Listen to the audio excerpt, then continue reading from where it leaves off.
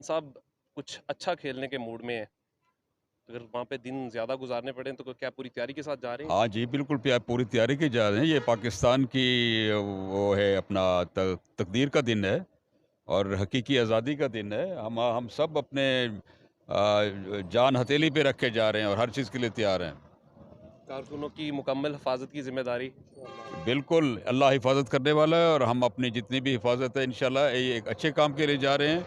हमारी तो जान भी हाज़िर है मुल्क के लिए। अच्छा, जनूबी पंजाब के काफ़िले किसी जगह पर इकट्ठे भी होंगे कि या बस एक डायरेक्शन चल पड़े हैं? ये मेरे ख़्याल में उधर इकट्ठे होंगे ये खानेवाल इंटरचेंज पे। हाँ, वहाँ शामकोट इकट्ठे होंगे। और अब्बास बप्पी की जानिब से जो हुक्म दिया गया था कि सब एक साथ, तो इस पे अमल दरामद होगा कि? ये इतने लोगों की इतनी तादाद है कि हर कोई चल वहीं इकट्ठा होगा।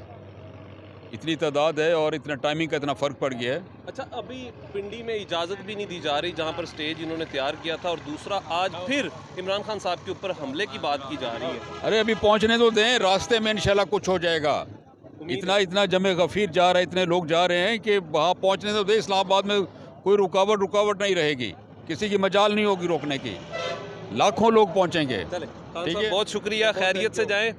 बिल्कुल आपने देखा कि इस वक्त इनकी तैयारी मुकम्मल हो चुकी है।